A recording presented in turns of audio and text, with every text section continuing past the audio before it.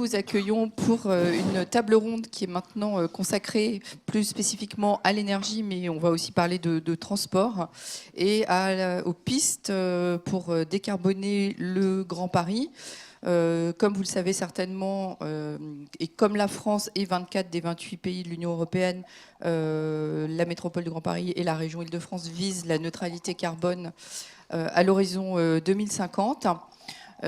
C'est en soi de toute façon un défi, surtout dans une région dense et urbanisée comme l'est l'Île-de-France. On va également parler de transport lors de cette table ronde parce que c'est un enjeu important de la décarbonation. Et je vous rappelle que il est d'autant plus important de décarboner l'énergie consommée dans la région que avec les travaux du Grand Paris notamment. Il va y avoir quand même une hausse de la consommation d'énergie en volume, donc d'autant plus important de la décarboner. Alors, nous allons parler de ce sujet avec Maider Fountain. Alors, je n'ai pas votre titre en français, je ne sais pas si ça existe, si vous voulez nous... Voilà, responsable hydrogène chez AQO. Michel Joria, donc vous êtes directeur régional Île-de-France de l'ADEME, qui est donc l'agence de la maîtrise de l'énergie, de l'environnement et de la maîtrise de l'énergie. Nicolas Machtou, vous êtes directeur délégué Île-de-France d'Enedis, qui est donc le distributeur d'électricité. Anciennement ERDF, je crois qu'il ne faut plus le dire, mais bon, s'il y a encore des gens qui ignoreraient Enedis. Et enfin, Frédéric Moulin, vous êtes délégué territorial Val-de-Seine de GRT Gaz. Alors, c'est effectivement, je vais peut-être commencer avec vous, qui avez la vision peut-être la plus globale sur le sujet. On va parler plus de chaleur, en fait, que d'autres choses. Et pour une bonne raison que vous allez nous expliquer, à la fois pour son poids dans les consommations, dans les émissions, et aussi parce qu'on en parle en fait beaucoup moins, d'une manière générale, que de l'électricité ou voire des transports. Mais les besoins de chaleur, est-ce que vous pouvez nous resituer ce que ça pèse dans le mix à la fois énergétique et pollution, on va dire, climat? Alors, effectivement, pour décarboner le Grand Paris, il est indispensable de s'attaquer au chantier de la chaleur. Alors pourquoi? Parce que pour chauffer nos bâtiments, résidentiels ou tertiaires, pour les refroidir aussi, et c'est d'actualité, mais aussi pour plusieurs procédés industriels, on a besoin de chaleur. Et tous ces besoins de chaleur cumulés font qu'à peu près, c'est à peu près 46-47%, donc un tout petit peu moins de la moitié de la consommation d'énergie finale en France. Donc ça, c'est un point important. Et ça veut dire que si on veut véritablement réduire nos émissions de gaz à effet de serre, il faut s'attaquer à la décarbonatation. Donc sortir des énergies fossiles, pour faire simple, pour satisfaire ses besoins de chaleur. Alors effectivement, d'un point de vue médiatique, je dirais entre guillemets, ce sont des besoins d'énergie et des formes d'énergie renouvelable qui sont un peu moins connues que les formes d'énergie renouvelable dont on parle régulièrement, hein, le photovoltaïque, l'éolien, etc. Mais en Île-de-France, c'est un enjeu extrêmement important parce qu'on a énormément de ressources de chaleur renouvelable. Alors d'abord, on en a beaucoup sous nos pieds à travers la géothermie. Ça, c'est une vraie spécificité francilienne. Il y a 3 régions en France où il y a un petit peu de ressources comme ça. L'Alsace, grosso modo, autour de Bordeaux, et puis chez nous. Mais l'endroit majeur, c'est en Île-de-France. On a aussi quelques incinérateurs dans lesquels on peut brûler des déchets et donc produire de l'énergie en récupérant cette chaleur. Et puis, on a surtout de plus en plus de data centers qui s'installent.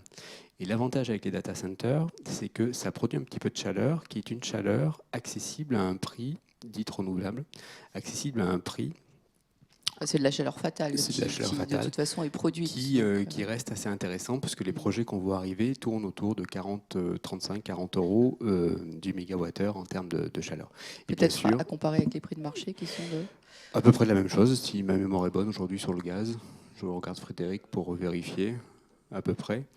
Et puis il reste la biomasse, évidemment, qui est un point extrêmement important, puisque à travers les déchets de bois, l'exploitation des forêts, etc., on peut produire de la chaleur.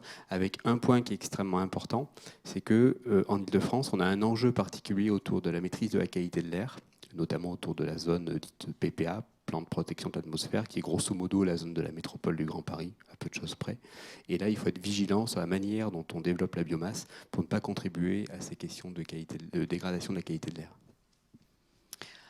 Merci. Alors, vous avez dit médiatiquement, c'est quelque chose dont on parle pas souvent.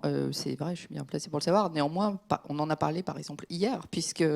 Alors, peut-être un mot sur Saclay. Alors, c'était une très bonne nouvelle hier, parce qu'effectivement, on avait l'inauguration d'un gros réseau de chaleur. Alors, chaleur et froid, c'est ça qui était aussi intéressant, parce qu'il y a une question sur le développement du froid renouvelable, avec la croissance importante des besoins de froid dans l'avenir. Et c'est important d'avoir des références en matière de froid renouvelable en Île-de-France, puisque c'est un territoire sur lequel les questions d'adaptation au changement climatique sont extrêmement importantes. Donc, être capable de produire du froid de manière renouvelable est important. Et donc, du coup, on avait cette inauguration sur Saclay, donc qui est un site de géothermie avec un réseau de chaleur et froid dit intelligent, qui va permettre de contribuer aux besoins énergétiques du plateau, que ce soit les centres de recherche qui arrivent, le futur hôpital, etc. Donc c'est un projet que l'ADEME a aidé à travers le Fonds Chaleur pour à peu près 10 millions d'euros sur 35 millions d'euros d'investissement dans sa première phase. Et c'était une bonne nouvelle aussi parce que François de Rugy était présent. Avec un discours assez offensif. Avec ou sans cravate? Sans cravate, sans cravate, ce qui m'a rassuré.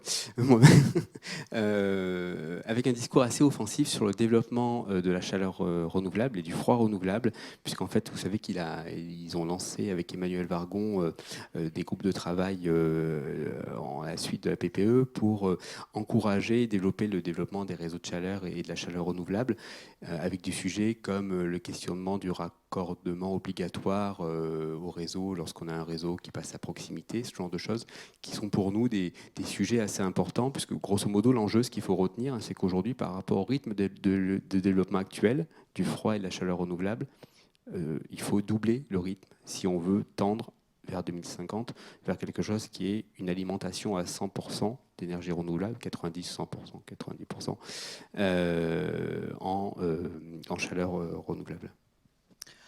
Parfait, merci beaucoup. Alors, Frédéric Moulin, est-ce que vous avez d'ores et déjà des solutions à proposer chez GRT Gaz pour commencer à décarboner? Moi, je dis décarboner. Hein. Décarbonater, c'est la... Ouais, bon, non, mais le vrai mot, c'est décarbonater, mais bon, surtout pour l'écrire, c'est... Bref. Donc, de quelle solution dispose-t-on aujourd'hui et peut-être demain? Alors d'abord, repréciser que GRT Gaz est l'opérateur du réseau de transport, donc c'est-à-dire le gros réseau de structures qui n'alimente pas directement les particuliers, mais qui en revanche à la fois alimente les gros sites consommateurs de gaz. Donc en Île-de-France, c'est par exemple les gros sites de chauffage urbain. Donc une des solutions, c'est comment on accompagne par exemple les opérateurs de chauffage urbain. On a pu le faire avec la CPCU pour muter... La CPCU, c'est le réseau de chauffage de Paris. De Paris, tout à fait. Pour muter une partie de son parc des énergies les plus carbonées vers le gaz.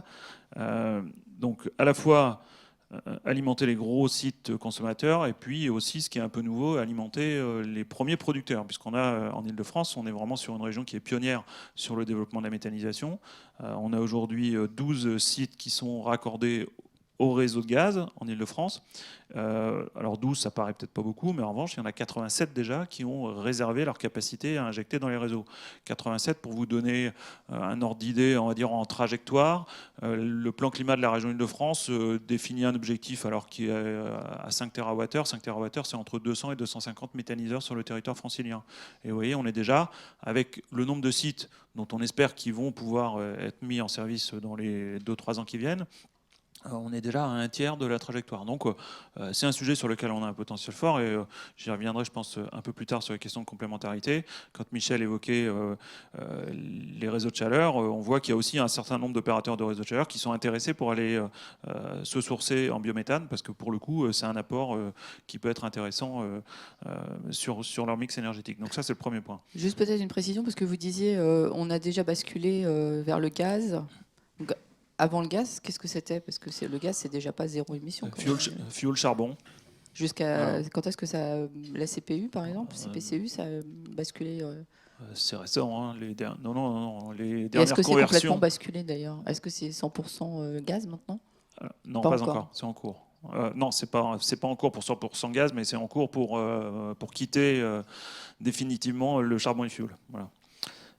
Donc ça, c'est le premier élément. Le deuxième élément, je parlais de consommateurs. Donc, par exemple, nous, une de nos actions, c'est accompagner le développement du GNV, et là aussi pour les gros sites consommateurs.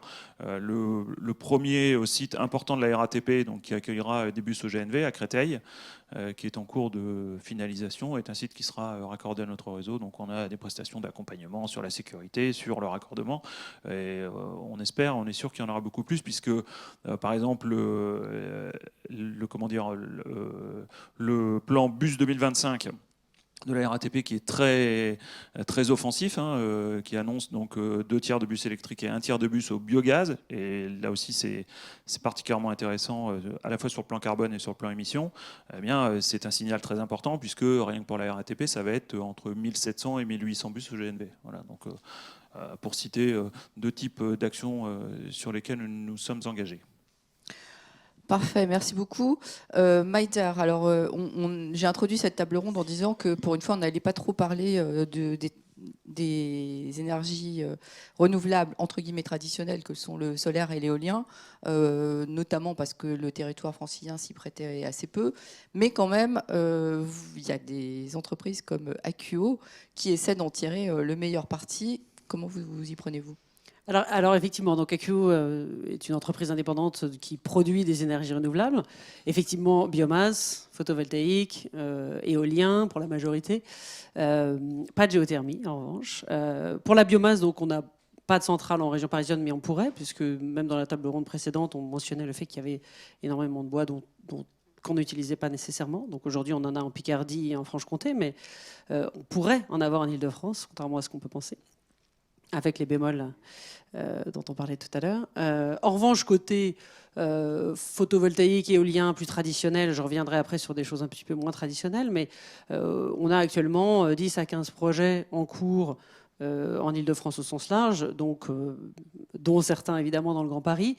Un qui vient d'être annoncé par exemple à Annette-sur-Marne, qui est très lié aux activités du Grand Paris, puisque c'est un champ photovoltaïque avec 17 MW, ce qui est non négligeable, en parfaite harmonie avec le milieu agricole. On va même augmenter le niveau d'arbres, etc., aux alentours. Et en même temps, sur des talus qui sont des talus de récupération de chantiers du Grand Paris. Donc, en partenariat avec la société ECT qui s'occupe de tous ces remblais des chantiers. Donc voilà, cette harmonie est belle à voir, et elle existe en Île-de-France aussi pour le photovoltaïque. On a un champ éolien aussi qu'on vient de remporter aussi en Île-de-France. Donc ça existe, et je suis d'accord avec vous qu'on le connaît moins à ce niveau-là. Maintenant, on a deux autres choses. On a photovoltaïque toujours, mais le photovoltaïque flottant. On est en train d'ouvrir là une centrale, là aussi de 17 MW sur 17 hectares sur un lac de Carrière. Donc tous ces lieux inutilisés, sur lesquels d'ailleurs il y a eu une étude ADEME récemment sur tous les gros lieux en potentiel. France, voilà. Gros potentiel, avec certes pas mal de petites locations, donc location, c'est un anglicisme, pardon, de petits endroits, localisation merci, après la décarbonatation. Donc voilà, et ça, c'est possible en Île-de-France. Il y a énormément, pareil, de lacs de carrière, de lacs de gestion de crues. Ça empêche en plus l'évaporation. Enfin voilà, pas mal de vertus.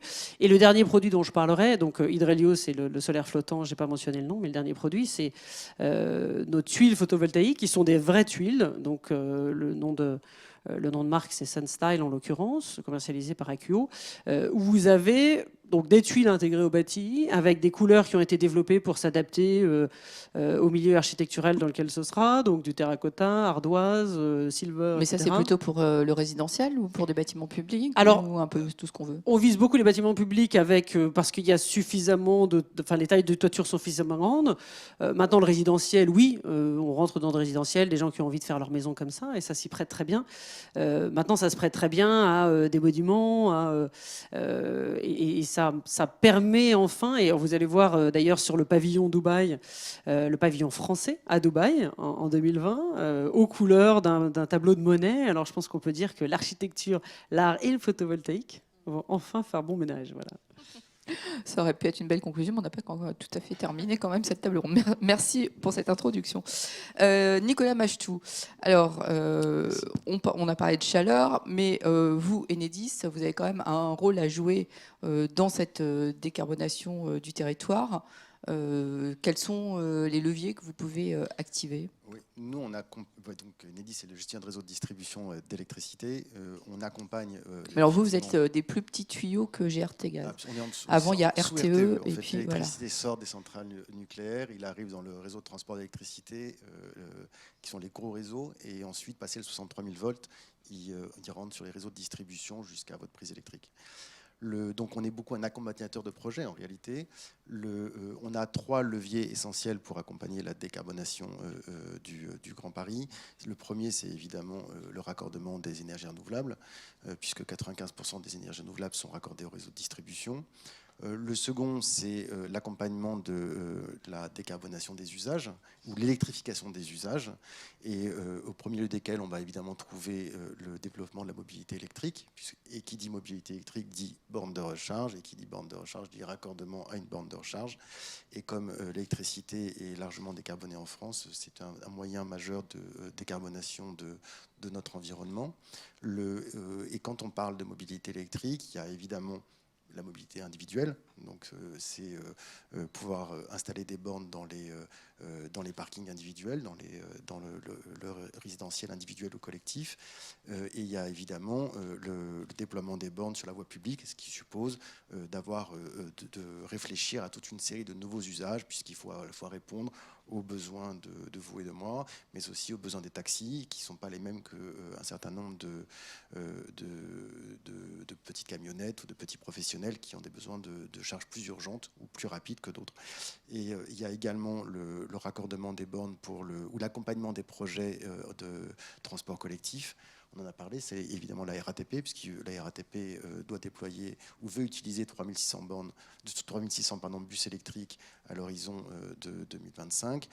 Et donc, il y a besoin de raccorder avec plutôt forte puissance ces dépôts de bus qu'on a commencé à faire. Et puis, il y a le grand projet, il y a les raccordements de tramway. Il y a 150 km de tramway qui sont prévus en Île-de-France. Et puis évidemment, il y a le très grand projet de Grand Paris Express, qui est quand même 200 km, c'est le plus grand projet d'Europe, d'ici 2030. Il y a 200 km de métro qu'il faut raccorder. Il y a les tunneliers qui, comme on le dit, un tunnelier, c'est 10 MW de puissance à chaque fois que ça fonctionne. C'est l'équivalent d'une ville de 10 000 habitants. Il y a jusqu'à 18 tunneliers qui doivent fonctionner en même temps en Île-de-France. Et donc, il y a évidemment un accompagnement industriel majeur à avoir de ces opérateurs pour qu'ils puissent construire ces nouvelles infrastructures qui nécessitent beaucoup d'électricité. Et puis, il y a un troisième levier qui est évidemment celui de l'optimisation de... Je peux juste vous poser une question sur la mobilité électrique. On entend parfois dire que ça va, s'il y a un développement massif de la voiture électrique individuelle notamment, ça pourrait poser des problèmes pour les réseaux, si tout le monde se recharge en même temps, etc. Bref. Bon, il y a aussi de la recharge intelligente. Au niveau du territoire francilien, vous pensez que vous êtes armé pour faire face Il y a 2 sujets, effectivement. Il y a un sujet à ce stade aujourd'hui, on prévoit 1 million de véhicules électriques en 2030. 7 millions de bornes, on n'a pas de problème. Toutes les projections qu'on fait ne soulèvent pas de difficultés d'appel de puissance sur le réseau.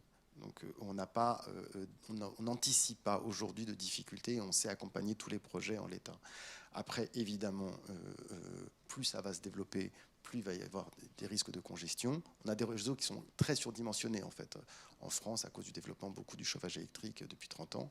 Et aujourd'hui, on sait l'utiliser pour la mobilité. Après, évidemment qu'on est en train de travailler au développement de solutions de pilotage des bornes électriques pour s'assurer, donc ce qu'on appelle le smart charging, etc., de telle façon à s'assurer que tout le monde puisse avoir accès à ces bornes et puisse tirer sur les réseaux et que ça passe avec leur bon dimensionnement. Très bien. Bon, du coup, je vous ai interrompu. Vous avez annoncé un troisième. On pourra en parler. Le troisième levier, c'est bien sûr l'optimisation de la consommation. Et là, on arrive sur un objet bien connu qui s'appelle Linky, qui est ouvert et qu'on déploie dans tous les foyers. C'est un compteur communicant, c'est-à-dire qu'aujourd'hui, vous avez au fond une compréhension assez faible de votre consommation d'électricité dans votre foyer, puisque vous êtes relevé 2 fois par an et ça donne lieu à des corrections de factures régulières. Mais là, on vous donne le moyen de comprendre au pas de la demi-heure l'évolution de votre consommation. Et évidemment, bien connaître sa consommation, ça permet 2 choses. La première, ça permet de mieux la maîtriser, c'est-à-dire que vous savez mieux gérer ce que vous comprenez, ce que vous voyez. Et la seconde, c'est que ça permet à des fournisseurs et à des fournisseurs de services en général, pas que des fournisseurs d'énergie, de mieux adapter ou de vous offrir exactement ce dont vous avez besoin. Donc, s'il y a des gens qui veulent consommer plus vert, et ben peut-être qu'ils pourront avoir des offres qui leur diront exactement quand est-ce que la production d'électricité est la plus verte, puisque contrairement à ce qu'on peut penser, l'électricité qui est le même produit que vous consommez toute la journée n'a pas la même couleur en fonction du moment où il est produit. Donc, il y a des fournisseurs qui peuvent parfaitement vous donner un signal sur l'origine de l'électricité que vous consommez. Et puis, évidemment, il y a toutes les offres tarifaires qui sont associées. Et peut-être un mot sur les réseaux intelligents. D'une façon générale, il y a plusieurs projets en Ile-de-France. Bon, on parle toujours de ici les Moulineaux, mais de Icigrid. Icigrid, du coup. Oui, mais tout est un peu lié à la même chose. Oui, c'est ça. Le développement oui, de ces smart grids, c'est c'est comme l'autoconsommation. C'est comment, au fond, Enedis va arriver à développer des solutions qui vont faire un lien entre le comptage, le panneau photovoltaïque, le véhicule électrique, et comment on va pouvoir compter les flux d'électricité dans les 2 sens, qu'on ne savait pas faire jusqu'à Linky, et comment on va arriver à faire des solutions intégrées qui optimisent à la fois la production et la consommation. Merci beaucoup. Frédéric Moulin, il y a aussi un point sur lequel vous agissez chez GRT Gaz qui concerne vos propres activités, en fait, qui sont au départ émettrices de gaz à effet de serre. Donc, comment vous faites pour limiter les dégâts, si j'ose dire ? Alors, sur nos propres activités, effectivement, je trouvais intéressant de citer un exemple qu'on est en train de développer. Alors, c'est un prototype, on lui a trouvé un joli nom, il s'appelle Ténor, avec un E à la fin. En fait, c'est un dispositif de récupération d'énergie de détente. Alors, je ne serais pas capable de vous faire un cours de thermodynamique, je vais quand même essayer d'en dire les grands principes.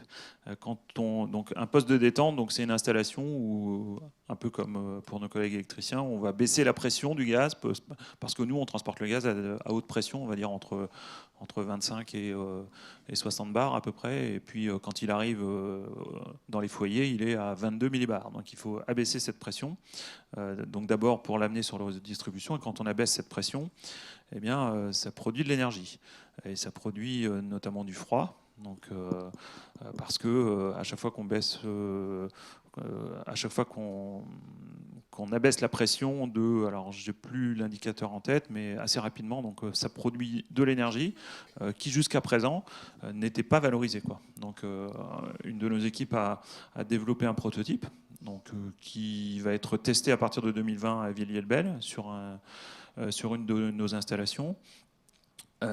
Et qui a vocation donc à produire de l'énergie. Alors, ce qui est intéressant, c'est qu'on a aussi imaginé les solutions de couplage avec le réseau de chaleur local. Donc, on a maintenant un accord de coopération avec le réseau de chaleur de Villiers-le-Bel pour, en fonction des saisons, à dire compléter les besoins en énergie du réseau, ou alors prendre de l'énergie sur le réseau de chaleur.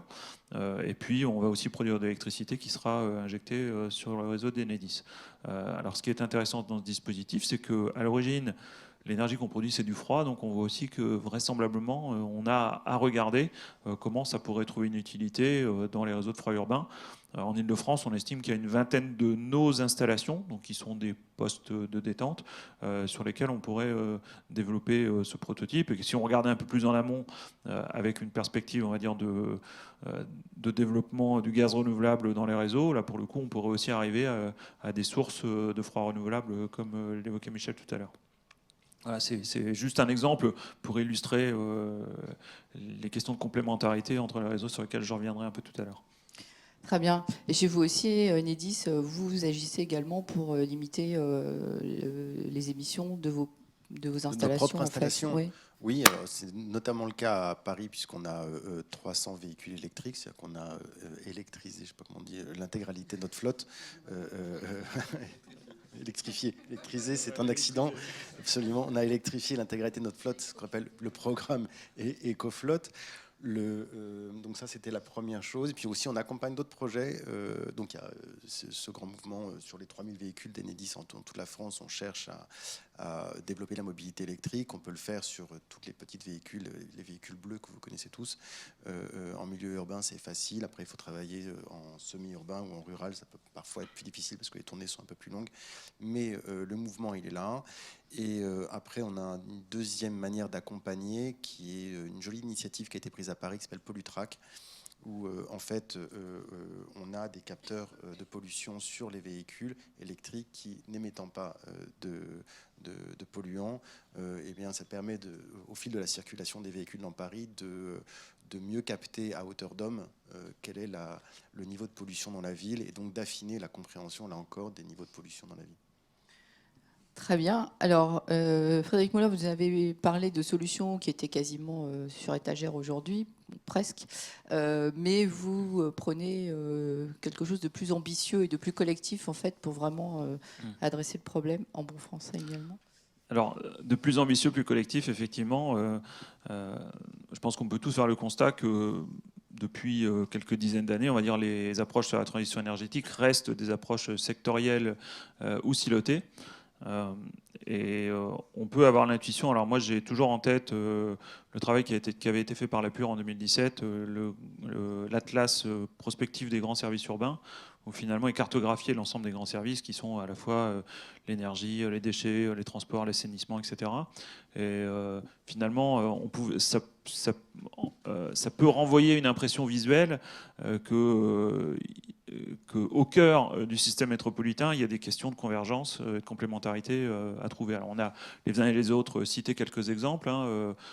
Nous, avec le réseau de chaleur, avec le réseau de froid, comme l'évoquait Michel par exemple, ou des complémentarités avec les data centers. Enfin, mais on voit bien que ces exemples locaux, à mon avis, sont l'illustration qu'on doit passer vraiment de cette approche silotée à une approche plus systémique et donc à vraiment engager en profondeur des questions de convergence entre les réseaux d'énergie et entre les systèmes. Moi, je fais aussi l'analyse que notre propre approche, et Nicolas l'a évoqué aussi tout à l'heure, ce sont des approches de maillage de nos propres réseaux. Parce qu'on voit que le maillage, finalement, il permet de trouver un optimum technique, un optimum économique.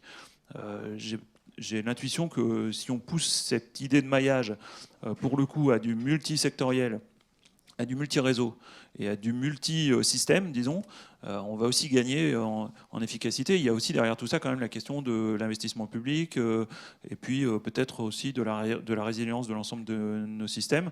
Alors on a commencé à le faire dans le cadre du plan climat de la région Île-de-France. Je pense qu'on a intérêt à poursuivre ce travail vraiment de convergence et de complémentarité. Oui, alors justement, j'allais vous demander si ça changeait quand même au fil du temps, et comment ça se fait en fait. C'est-à-dire, est-ce que c'est à partir d'expérimentations ponctuelles que éventuellement les entreprises peuvent envisager des élargissements de leur coopération, ou est-ce que c'est du top-down ou du bottom-up? Alors, je ne vais pas vous répondre un peu les deux, parce qu'il me semble qu'un peu les deux, aujourd'hui, ça atteint un peu ses limites. Quand on regarde effectivement les exemples de smart réseau, avec une vision un peu large, on peut quand même avoir l'idée qu'en Île-de-France, finalement, on a quelques expériences qui sont intéressantes, mais on a du mal à passer à une massification. Et alors... donc je pense que donc qu'est-ce que vous doit préconisez passer, en fait? voilà, je pense que ça doit passer par une approche, et je regarde Michel en disant ça, je pense que ça doit passer par une approche plus globale. Est-ce qu'elle est top-down? Oui, sans doute un peu. En tout cas, une initiative vraiment à une échelle plus large pour mobiliser l'ensemble des acteurs. Je vais compléter plutôt parce que de fait, on a un peu le même sujet. Évidemment qu'on a besoin de tous les gestionnaires de réseau, toutes les énergies sectorielles. Aujourd'hui, on a besoin sur les territoires d'arriver à faire une forme de synthèse, d'optimum de la production et de la consommation d'énergie, occupant toutes les ressources. Donc il n'y a pas une façon de survendre son énergie par rapport aux autres, surtout pas pour les gestionnaires de réseau, c'est pas notre sujet d'une certaine manière.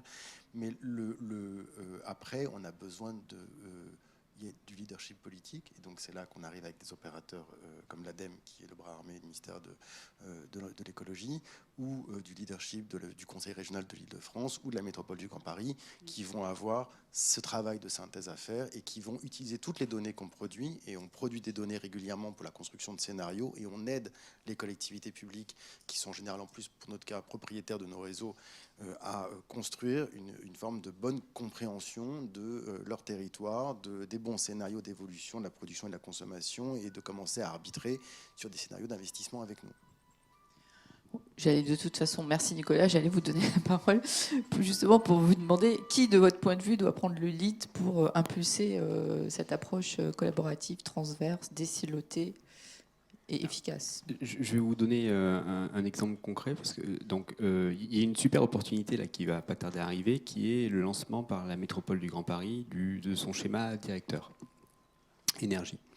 Donc ça, c'est quelque chose qui est très important, parce que du coup, en fait, nous, avant de financer un projet, que ce soit un projet de chaleur renouvelable ou autre, en fait, on demande à tous les territoires de se lancer dans un travail de schéma directeur, c'est-à-dire qu'il fait un état des lieux des réseaux à sa disposition, il regarde où les bâtiments vont arriver, le potentiel d'extension, les ressources à sa disposition, et puis sur 10 ans, on a un plan de développement qui permet d'avoir un... Bon. Néanmoins, jusqu'à présent, on faisait ça uniquement sur la chaleur renouvelable, avec les filières soutenues par le Fonds Chaleur, sans faire rentrer des sujets gaz, des sujets électricité, parce que, un peu comme chez nous... Pourquoi ? Eh ben, parce que nous-mêmes, nous sommes pilotés par des acteurs qui conduisent certaines politiques en silo. Donc, il y a monsieur méthanisation, monsieur et madame chaleur renouvelable, et puis monsieur et madame réseau électrique intelligent.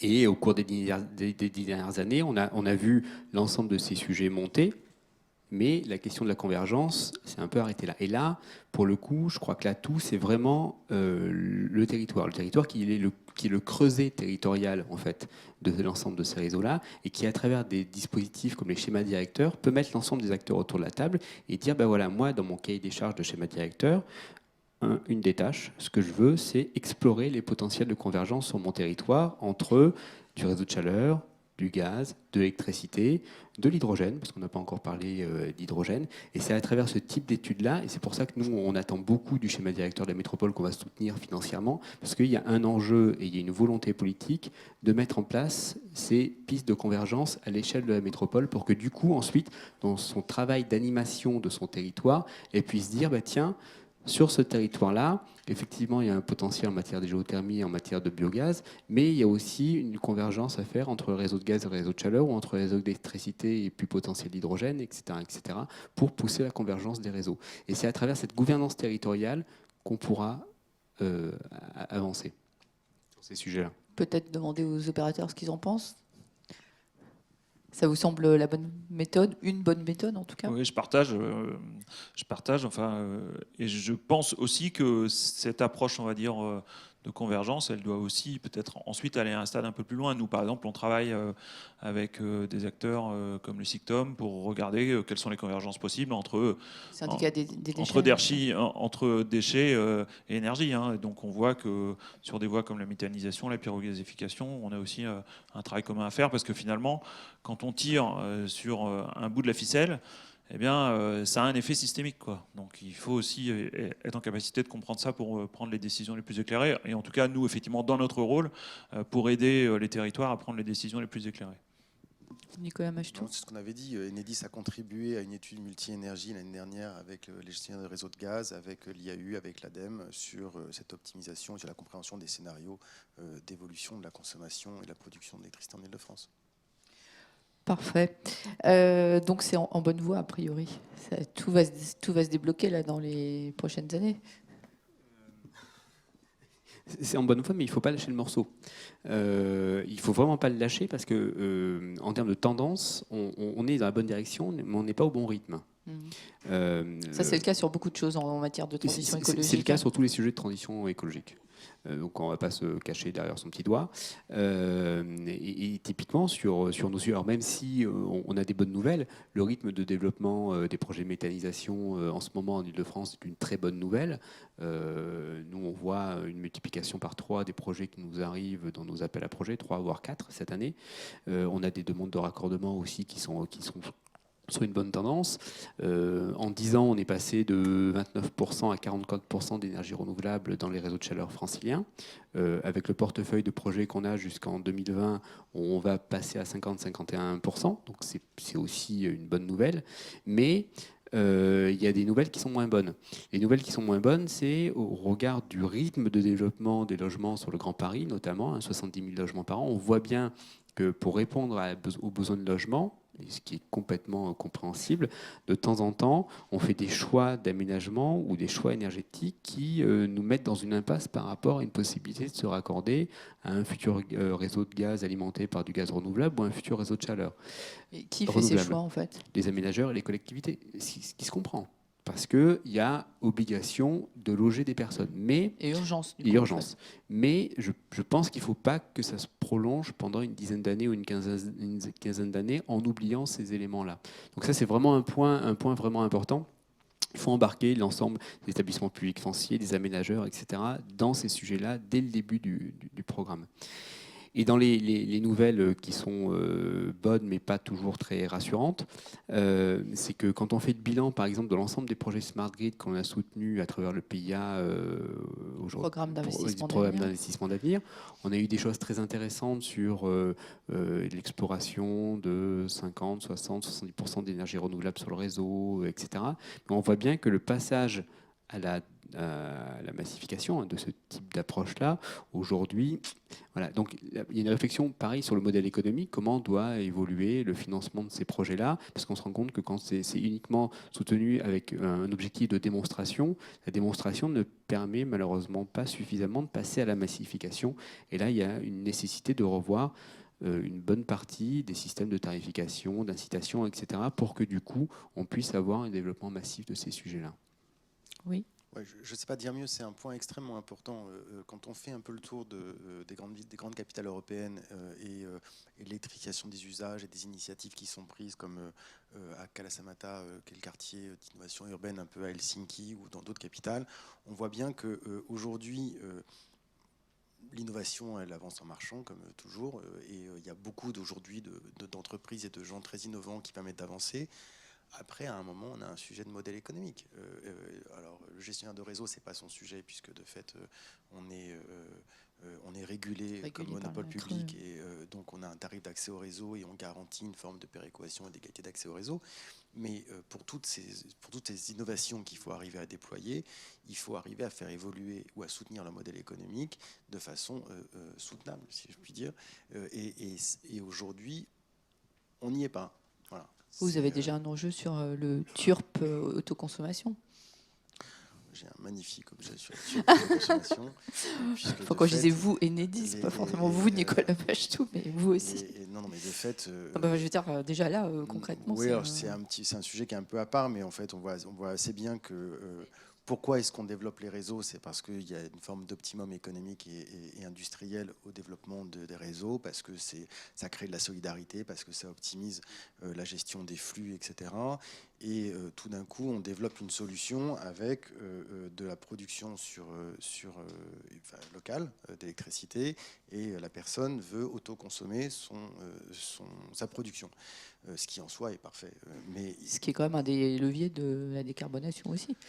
Oui, elle pourrait parfaitement être remise sur le réseau et tout aussi décarbonée par son voisin. Elle serait tout aussi décarbonée.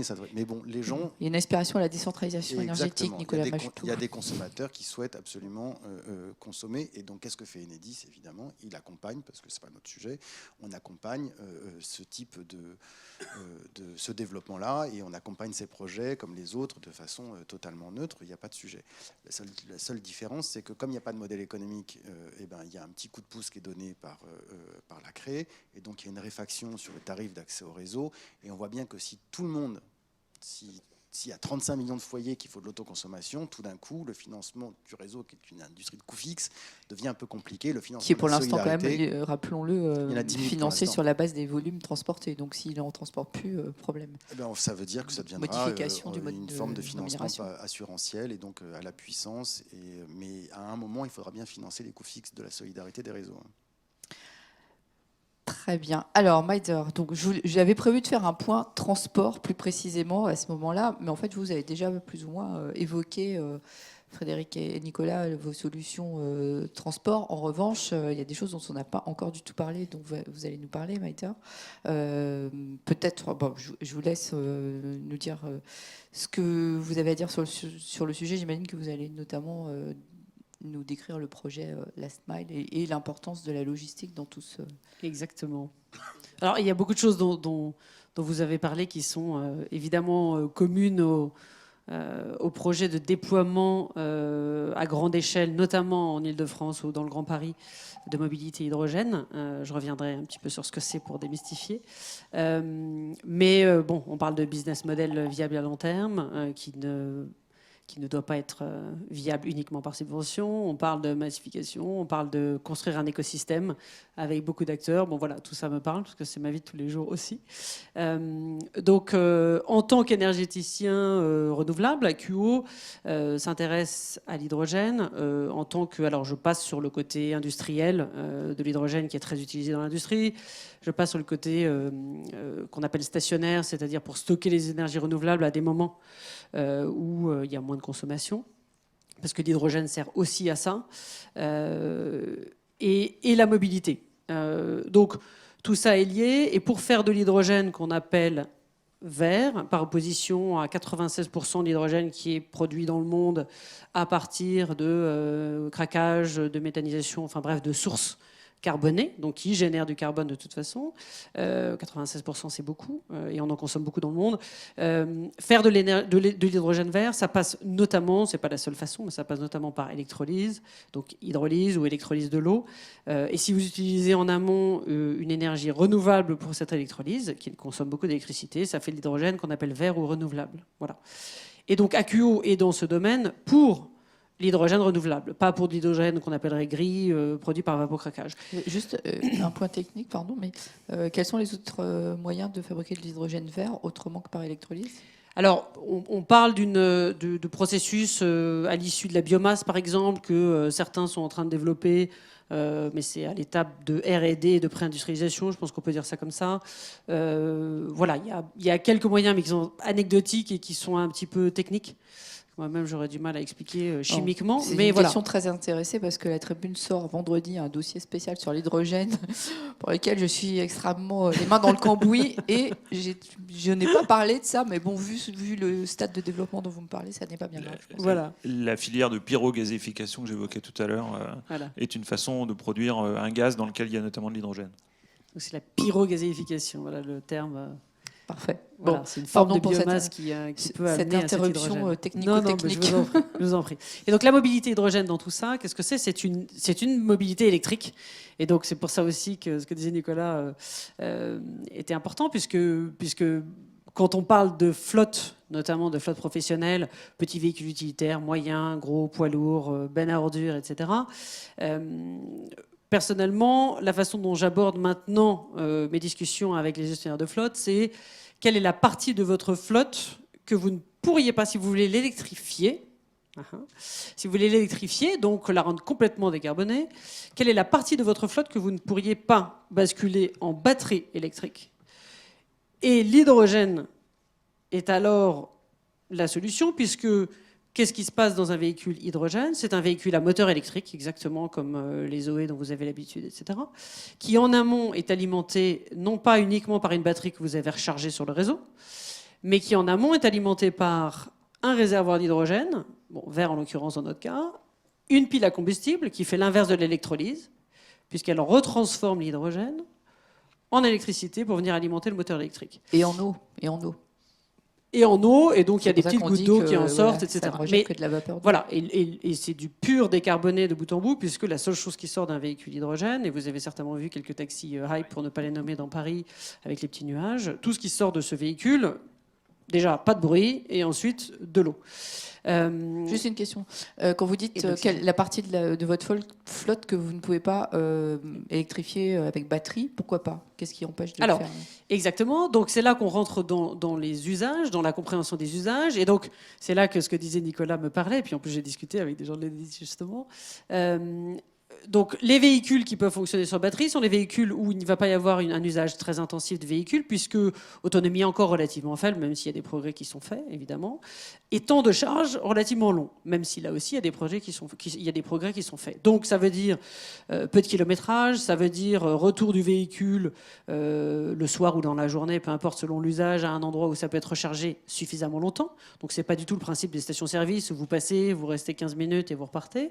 Là où l'hydrogène, en termes d'usage, hydrogène plus moteur électrique, est beaucoup plus comparable à l'usage diesel essence dont on a l'habitude, puisqu'il s'agit au moment où votre réservoir d'hydrogène commence à se vider, vous allez à une station de production d'hydrogène, vous remplissez en 3 minutes, 5 minutes. Bon, si c'est un poids lourd, c'est plus long, mais si c'est un poids lourd, au diesel aussi, c'est plus long à charger. Et vous êtes reparti pour 300, 600 km d'autonomie selon le véhicule et selon la taille du réservoir. Donc, c'est des usages complètement différents qui sont plus pour des véhicules de forte puissance, puisqu'il y a des véhicules de puissance où la batterie électrique n'est pas suffisante non plus, ou alors ça voudrait dire des grosses batteries très lourdes et ça prend beaucoup de place ou beaucoup de poids, exactement. Et ça veut dire aussi donc des usages, encore une fois, où vous pouvez utiliser votre véhicule par exemple en 3/8 ou en 2/8 ou par exemple des bennes à ordures électriques. Heureusement, les bennes à ordures électriques existent déjà, ça c'est une bonne nouvelle. En revanche, elles ont une limitation dans le sens où elles peuvent faire un aller-retour entre le dépôt et la ville dans la journée, alors que après tout, pourquoi ne pas l'utiliser pour 2 fois par jour, 3 fois par jour. Bon là, je pense que les syndicats des conducteurs de bennes à ordures ne m'aimeraient pas, mais voilà, ça c'est un autre problème. Donc voilà en quoi l'hydrogène est complètement complémentaire pour moi de la batterie électrique. Tous les deux sont des mobilités électriques. Et voilà. Maintenant, le problème, et le problème de massification, d'écosystème, etc., c'est que il faut, pour ça, qu'il y ait suffisamment de bornes. Il faut, et donc ça, c'est ce que AQO, dans le projet Last Mile, qui a obtenu fin 2018 une subvention Que vous allez de nous l'Europe. décrire, que vous allez Voilà, nous présenter. exactement. Subvention de l'Europe fin 2018, lauréat du premier appel à projet d'ailleurs 2019 de l'ADEME. Et ce projet Last Mile consiste à déployer 33 stations en France, 18 en Île-de-France, 15 à Lyon, Bordeaux, Marseille. Quand je dis les villes, c'est évidemment les agglomérations. Ces stations-là sont des stations donc de recharge de véhicules hydrogène. Et donc, déployer ces stations et les alimenter avec de l'énergie renouvelable, en l'occurrence, pour en faire de l'hydrogène vert, qui va être produit sur place par électrolyse. Ensuite, vous avez des compresseurs, des refroidisseurs. Enfin, bref, vous avez cette mini-usine sur place qui ne produit pas de pollution. Mais qui dit déployer ces stations, dit s'assurer que ces stations vont être rentables. Nous sommes a priori dans un domaine privé, il y a besoin de rentabilité. Et donc pour ça, il faut s'assurer des clients. Donc moi, une grosse partie de mon travail, c'est aussi d'aller chercher des flottes et des clients qui sont prêts à convertir leur véhicule en véhicule hydrogène. Et pour ça, je suis ramené aussi aux constructeurs qui, eux, ne sont pas toujours prêts à les produire ou les produisent aujourd'hui à des coûts qui sont plutôt exorbitants. Donc c'est tout cet écosystème à mettre en place et c'est pas juste installer des stations comme ça peut être fait en Allemagne par exemple avec force subvention où vous avez des stations qui sont utilisées à 5 ou 10%. Moi, si elles ne sont pas utilisées à 75-80%, j'ai du mal à prouver leur rentabilité. Donc voilà une idée de cet écosystème et de ce projet Last Mile qui est en train de démarrer et qui devrait voir le jour. Quel est le calendrier effectivement, Alors, du déploiement? Mi-2021, fin de déploiement des stations et des premières flottes pour l'Île-de-France, donc les 18, les 16 ou 18, et ensuite sur Lyon-Bordeaux-Marseille, c'est 1 an après, mi-2022. C'est très ambitieux. Bon, alors bonne chance alors et bon courage. Merci. Et merci pour cette présentation. Il nous reste 10 minutes. Je ne sais pas s'il y a des questions dans la salle. Sinon, moi j'ai de toute façon une question pour vous tous autour en fait, du changement climatique et des nécessités d'adaptation et de travailler sur la résilience du système énergétique, etc. Qu'est-ce que ça change en fait par rapport à tout ce qu'on vient de se dire? Est-ce que ça modifie la norme? Parce que pendant longtemps, on n'a parlé que de, comment on dit en français, atténuation. mitigation, atténuation du changement climatique, au motif que parler d'adaptation, c'était se résigner, baisser les bras, etc. Mais enfin bon, j'ai pas besoin de faire de dessin. On voit quand même qu'il va falloir faire les deux. Et donc, j'imagine que ça complexifie encore ce vaste chantier. Bon, c'est à la fois ce qui justifie de devoir décarboner, mais en même temps, ces aspects d'adaptation, en quoi ça change la donne? Est-ce que vous voulez dire un mot là-dessus, Michel Jourdain? Pour nous, ça change 3 choses.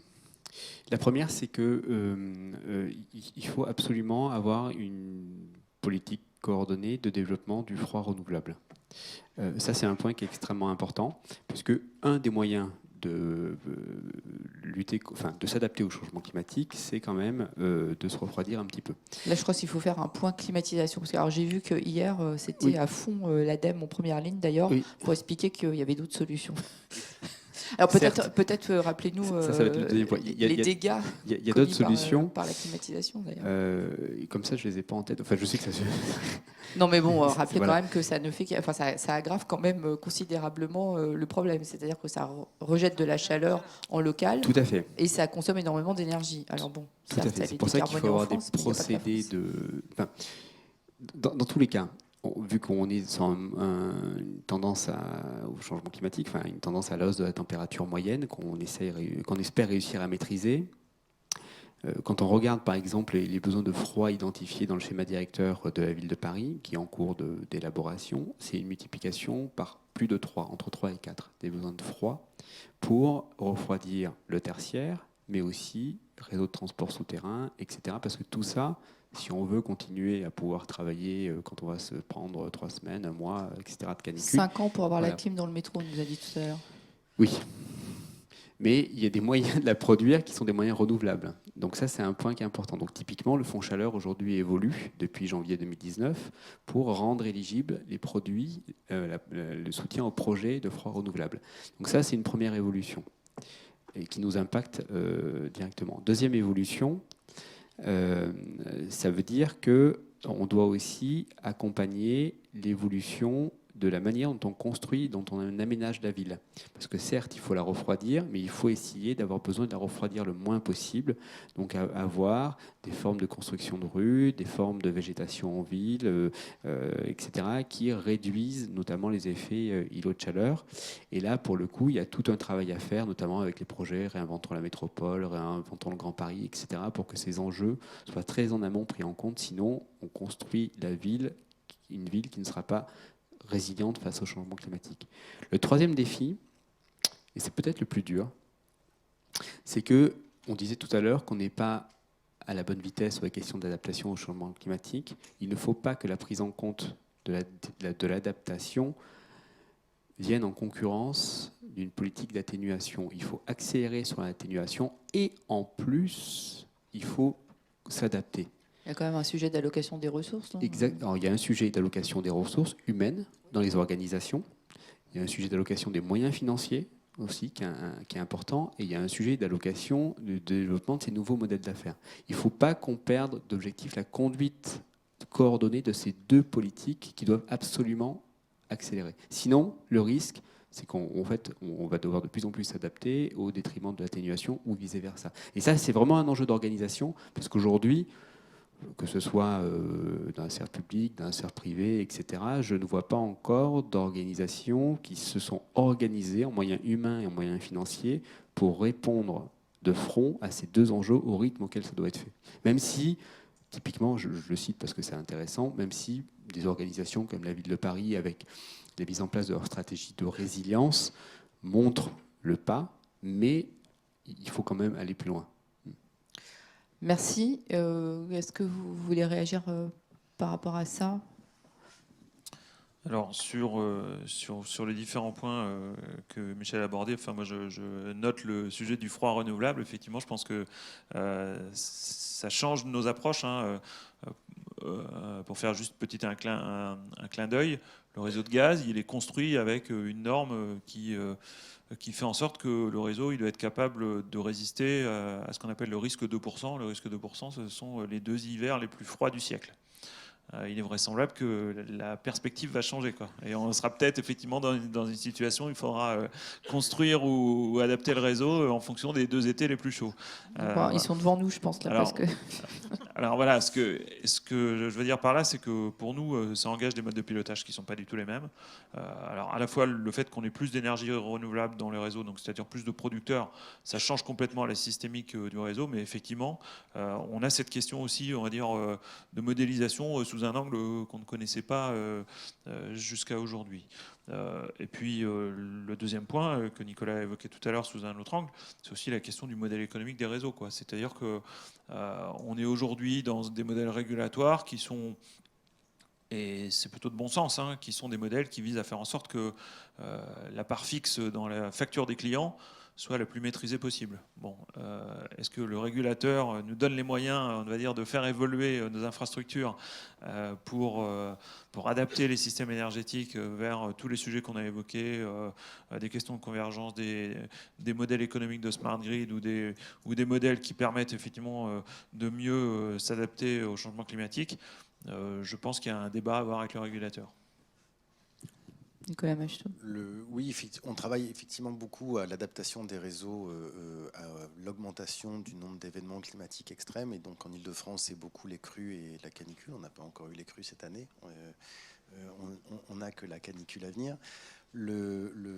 Sur la partie des crues, l'électricité et l'eau font mauvais ménage, tout le monde le sait. La question, c'est comment on arrive à désensibiliser au maximum le réseau en déplaçant les ouvrages ou en adaptant les zones de telle façon à ce qu'on coupe le minimum de gens au moment où l'inondation arrive, puisque de fait on ne sait pas laisser un certain nombre de logements avec l'électricité au moment où la crue arrive, il y a des problèmes de sécurité, et il faut protéger les ouvrages de telle façon à ce qu'on puisse remettre le courant le plus vite possible. Donc tout ça est un travail d'adaptation de telle façon à ce que des quartiers entiers puissent être moins impactés à chaque fois. Et évidemment, comme l'électricité est l'énergie la plus... je ne sais pas si c'est la première, mais enfin, de fait, ça conditionne toute une série de services qui fonctionnent à l'électricité. C'est les premiers réseaux qui sont sollicités pour à la fois être mis en sécurité, parce que c'est dangereux, et être remis, réinstallés dès que l'eau commence à partir.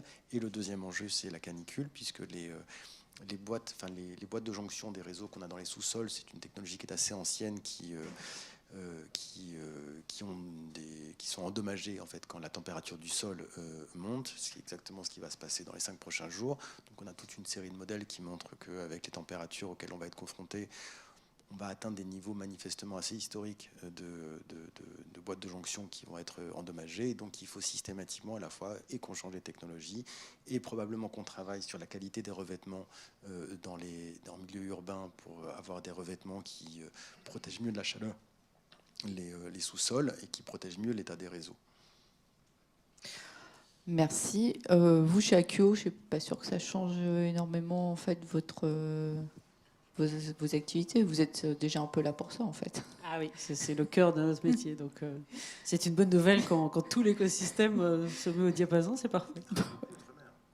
Et qui travaille beaucoup de exactement, en zone non interconnectée, etc. Oui. Ça a même commencé par là, puisque c'est là que les activités d'énergie renouvelable ont été les plus fortes au départ. Donc, Parfait. Bah, écoutez, merci beaucoup. Monsieur a une question, madame. Oula, il y a des questions. Alors, tout à l'heure, j'ai posé la question, il n'y a pas de questions. Maintenant, il y a des questions et il n'y a plus le temps. Alors, rapidement. Question courte. Alors, je vais vous donner mon... J'habite dans un immeuble qui a une centaine de copropriétaires, qui est chauffé avec des planchers chauffants électriques. Oui. Et ça existe, j'ai été surpris. Et comment ça va rester soutenable? Qui veut répondre? Bon, la réponse est non, ça ne va pas rester soutenable. On ne peut rien changer. En fait, on ne peut pas changer. Non, alors, les boîtiers de contrôle sont d'origine, c'est à 40 ans. Les boîtiers de contrôle sont d'origine. Comment on va évoluer?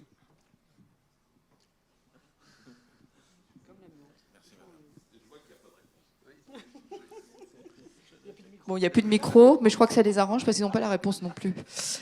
Quelqu'un veut dire quelque chose? Non. Bon, désolé, monsieur. Bon. Bonjour, Il y a une Jacques Noël. réponse à laquelle l'ADEME a Ah. une meilleure réponse que moi encore, c'est qu'au fond, le sujet que vous évoquez, c'est moins le sujet des réseaux d'électricité que des règles de vote dans les copropriétés. Et que, en fait, votre vrai sujet, c'est comment collectivement on arrive à ce que vos 100 copropriétaires arrivent à se mettre d'accord pour adapter le logement à la mobilité électrique, c'est-à-dire au déploiement, comment on fait pour voter le partage des coûts pour l'installation des bornes, comme on le ferait pour un ascenseur, ou comment on fait pour changer le mode de chauffage. Et donc, de fait, il y a des problèmes de règles de vote.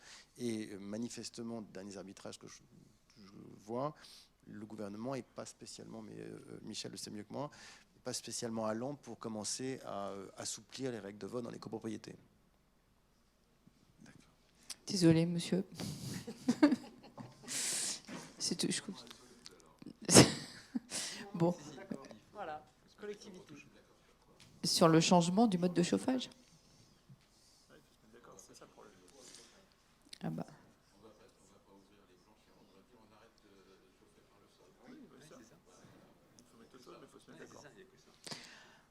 Bon, monsieur, Un sujet peut-être qui rejoint ce genre de préoccupation, c'est... quel est votre problème dans votre Donc, copropriété? non, moi j'aimerais revenir sur ce que j'ai pu comprendre, à savoir donc la convergence des différents vecteurs d'énergie sur lesquels on peut trouver des synergies. Je crois que ce travail d'ingénierie énergétique sur mesure, avec la complexité des objets que ça représente, les parties prenantes que ça peut impacter, ça ne peut se faire qu'au niveau territorial, à une échelle suffisamment grande pour que ça ait du sens, mais suffisamment petite pour qu'on ait quand même un certain niveau de détail.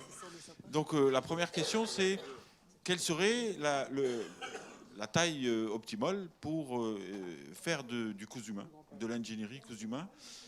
Et la deuxième question, c'est pour rejoindre donc justement cette préoccupation, c'est la gouvernance. Donc on parle d'autoconsommation, d'autoproduction collective. La réglementation a mis en place une personne morale organisatrice des opérations d'autoconsommation. Comment est-ce que vous voyez votre rôle, vous, là, vous opérateur de réseau? Et sinon, donc d'un point de vue général, comment est-ce que vous voyez faire cohabiter solidarité nationale, communauté énergétique locale, etc. Merci. J'ai peur que ce soit une vaste question, vu le temps qui nous reste, mais bon, quelqu'un veut se lancer dans une réponse? Peut-être juste deux éléments. La première sur la copro, excusez-moi, Esprit d'escalier. Voilà. Au fond de la salle, il y a la nouvelle directrice de l'Agence locale de l'énergie et du climat pour Paris, si vous habitez à Paris. Mais même si vous habitez à l'extérieur de Paris, qui développe... Elle est contente d'être venue. Oui, Alice. j'imagine bien. Coucou. Bienvenue. Et qui porte un dispositif qui s'appelle une plateforme Coach CoPro.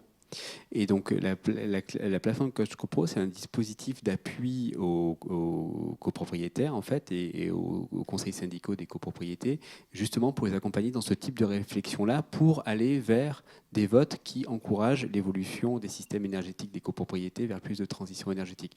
C'est une méthodologie et un apport d'expertise qui est assez précieux et donc qui peut vous aider. Ils peuvent venir vous voir dans votre copro, etc. Ça, c'est un point important. Juste sur les affaires de bonne échelle de territoire, moi, au regard de ce qu'est le Grand Paris, je pense que l'échelle métropolitaine, l'échelle de la MGP est une bonne échelle, notamment sur ces affaires de schéma directeur multi-énergie, avec ensuite derrière une animation de la métropole, des communes et des EPT pour concrètement ensuite encourager cette convergence et ce développement des réseaux. Ça, c'est la première étape. Après, Très vite. Oui, juste pour compléter en une phrase, il y a quand même aussi une question, on va dire, de complémentarité ou de solidarité entre les territoires. On voit bien que la métropole, elle ne peut pas tout seule et qu'elle va avoir besoin aussi de ses territoires voisins, des territoires adjacents. On commence même à avoir des modèles de coopération entre régions. Une région qui consomme, une région qui produit, ce sont aussi des modèles de coopération explorés. Merci beaucoup. Vous voulez ajouter un mot?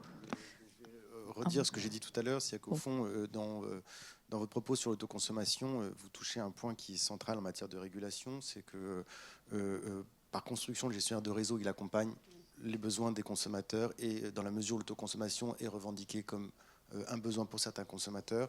Il n'y a aucune raison qu'on ne l'accompagne pas. Une fois qu'on a dit ça, on n'a dit qu'une partie de la réponse, parce que les réseaux sont, pour des raisons économiques et industrielles, un vecteur de solidarité territoriale qui est absolument majeur et incontournable.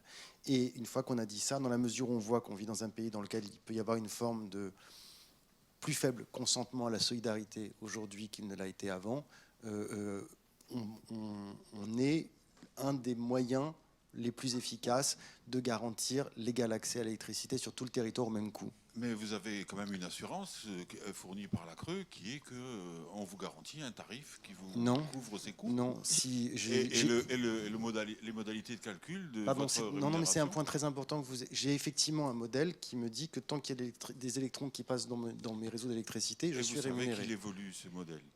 Et que donc il faut faire évoluer ce modèle, et donc c'est la tarification de la puissance qui doit se développer. Donc c'est-à-dire donner une valeur assurantielle au réseau. Ça, c'est absolument indispensable. Bon, absolument. Merci beaucoup à tous. Je crois qu'on n'a plus le temps, je suis vraiment navrée, mais... C'est juste une question, vous valiez les deux en fait, au niveau de l'échelle. Oui, mais on n'a plus trop le temps de la réponse, alors. C'est sur la question de l'autonomie en électricité. Si on imagine à titre individuel une autonomie individuelle, c'est-à-dire qu'avec des panneaux photovoltaïques, on fait de l'électricité, on stocke l'électricité produite en journée pendant que les personnes sont à l'extérieur par de l'hydrogène et qu'on réinjecte, donc on retransforme de l'hydrogène en électricité pour que quand les gens y rentrent à la maison, ils puissent brancher leur voiture chez eux, un petit peu comme fait Tesla, par exemple. Alors, quand j'ai proposé ce modèle, on m'a expliqué que, bon, effectivement, les panneaux photovoltaïques ont un taux de conversion de 26 à 30%, que également l'hydrogène à 30%, donc on arrive à 9%.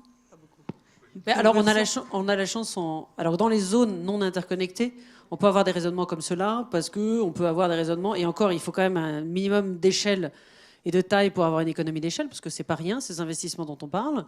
Mais en zone non interconnectée, vous n'avez pas la chance de pouvoir envoyer votre électricité dans le réseau et le communaliser, comme on disait. Oui, on peut imaginer des systèmes un peu plus individuels, et encore, quand je dis individuel, c'est individuel collectif quand même. En revanche, dans une zone comme en France, voilà, on revient au fait que on a une chance folle, c'est qu'on a un réseau qui permet d'abord d'avoir une électricité qui est le même prix partout. Enfin, il y a quand même beaucoup de choses comme ça qu'il faut utiliser. Maintenant, encore une fois, n'oubliez pas l'économie d'échelle, c'est quand même des investissements non négligeables dont on parle. Donc, qui peut se le payer individuellement, tant mieux. Et il y a quelques personnes comme ça qui aiment bien, ce sont des doux rêveurs, mais c'est très compliqué. Voilà, je suis désolée. Merci beaucoup à tous pour votre intérêt. Merci à vous pour votre participation.